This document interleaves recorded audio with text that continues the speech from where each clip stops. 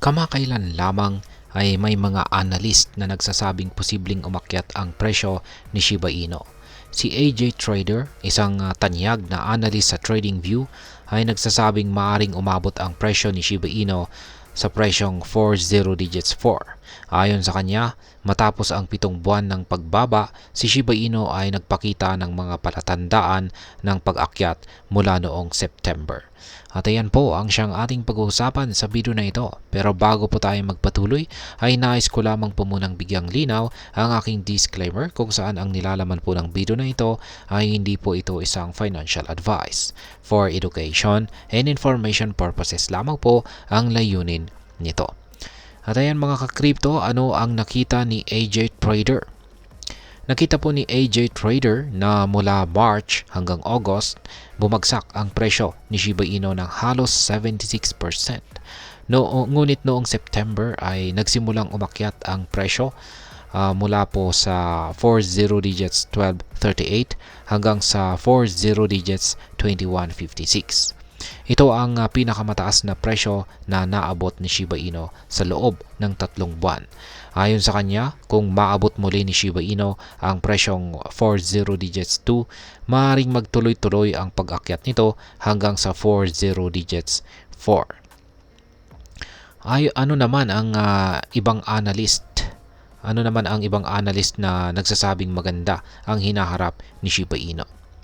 Bukod po kay AJ Trader, ay may iba pang mga analyst sa TradingView na positibo ang kanilang pananaw kay Shiba Inu. Isa pa sa kanila ay nagsasabing posibleng umakyat ang presyo ni Shiba Inu ng hanggang 400% na maaring umabot po sa presyong 40 digits 7. Gayunpaman ay sinabi ni Craig D. Cooney, isa pang analyst, na hindi magiging madali ang daan patungo sa presyong 40 digits 4 or 40 digits 7. Mayroon daw mga resistance levels sa presyong 40 digits 19 at 40 digits 2 na kailangan pong lagpasan ni Shiba Inu bago ito makapagpatuloy sa kanyang pag-akyat. Ngayon ay ano ang mga babala ni Ginoong Edward Fibonacci? Samantala, ay hindi lahat ng analyst ay positibo ang kanilang pananaw. Si Ginoong Edward Fibonacci ay nakita ang isang head and shoulders pattern kay Shiba Inu. Ayon sa kanya, kung bababa ang presyo ni Shiba Inu sa ilalim po ng presyong 40 digits 15, posibleng magpatuloy ang pagbaba nito hanggang sa presyong 60 digits 94. Ngayon ay paano ba nai-impluwensyahan ng mga trend lines ang presyo ni Shiba Inu? Ang mga trend lines ay mga guhit sa chart na naglalarawan po ng direksyon ng paggalaw ng presyo.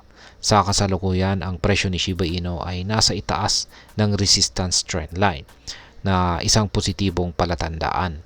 Ibig sabihin nito ay may posibilidad na magpatuloy ang pag-akyat ng presyo ni SHIB. Subalit, hindi ito garantiya na hindi na muling bababa ang presyo. Ngayon ay ano ang mga resistance levels? Ang mga resistance levels ay mga presyo kung saan maraming nagbebenta na nagiging dahilan upang mahirapang tumaas ang presyo ni SHIB. Sa kasalukuyan, ang mga resistance levels para kay Shiba Inu ay nasa mga presyong 40 digits 19 at saka 40 digits 2. Kailangan pong malagpasan ni Shiba Inu ang mga price levels na ito para magpatuloy ang kanyang pag-angat sa presyo at maaaring patungo po siya sa 40 digits 4 na presyo. Ngayon ay ano naman ang aking masasabi rito? Si Shiba Inu ay isa sa mga pinakabago-bagong cryptocurrencies. Yan. Ang mga opinyon ng mga analyst ay maaring magbigay ng gabay pero walang kasiguruhan sa kanilang mga prediction.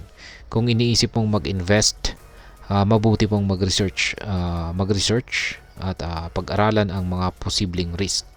Maging handa sa mga pagbabago sa presyo at huwag mag-invest ng higit sa kaya mong mawala. Ang bawat cryptocurrency ay meron po silang kanya-kanyang pagkalaw at hindi laging sumusunod sa mga inaasahan.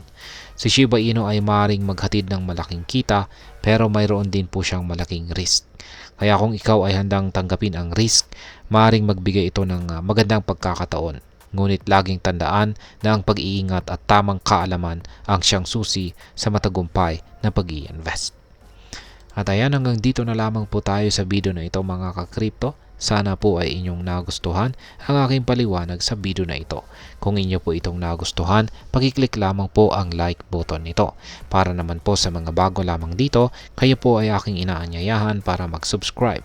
Pakiclick na rin po ang bell icon nito dahil ito po ang siya magsisilbing notification nito sa mga bago kong videos na akin pong ina-upload sa aking YouTube channel na ito.